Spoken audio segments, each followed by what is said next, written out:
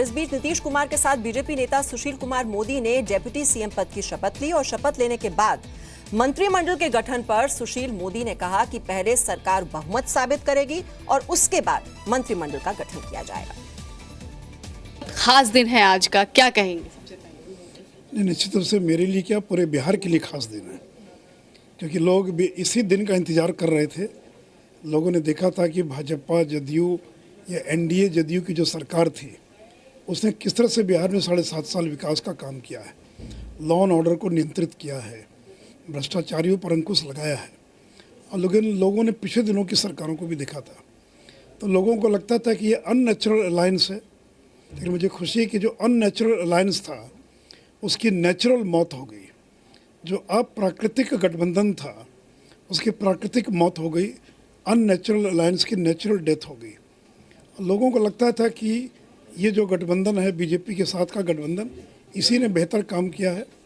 और मुझे खुशी है कि वो दिन आ गया बिहार के अंदर कि फिर से एक बार भारतीय जनता पार्टी, जनता दल यू और तमाम सहयोगी दलों की सरकार बिहार के अंदर बनी है।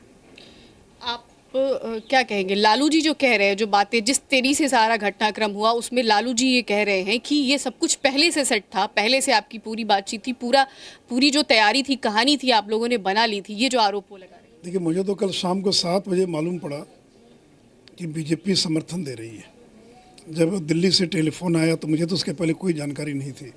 अब लालू जी को जानकारी हो तो वो बता सकते हैं, लेकिन बिहार बीजेपी को इस तरह की कोई जानकारी नहीं थी कि क्या आगे होने वाला है।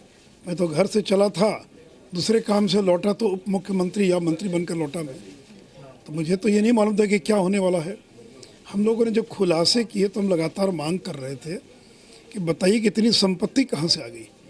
एक बार भी उन्होंने न तो नकारा और न ही उसका कोई जवाब दिया। तो आखिर बताना चाहिए ना, सार्वजनिक जीवन में है कि किस तरह से आपने इतनी बड़ी संख्या में बेनामी संपत्ति इकट्ठा कर लिया। तो इसलिए बोया पेड़ बबूल का तो आम कहाँ से हो। तो आपने अपनी ज़िंदगी तो बर्बाद कर ही ली, बच्चों की भी ज़िंदगी बर्बाद कर लिया। तो इसलिए जो आपने बोया वो आपने पाया।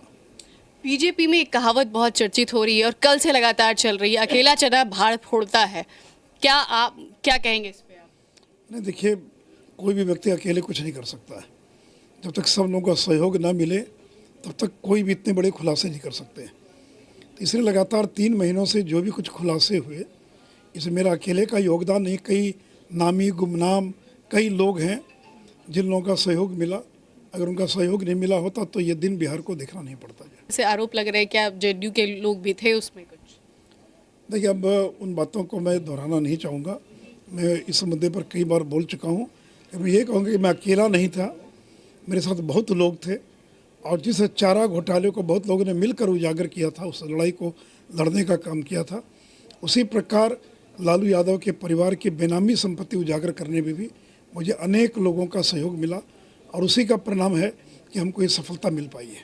आगे कैसे चलेगी बीजेपी? आगे क्या रणनीति होगी, कैसे बैठक हुई, क्या अब तक कब तक तस्वीर साफ? आज मंत्रिपरिषद की बैठक हुई और जिसमें हम लोगों ने कल सदन आहूत करने की अनुशंसा की है।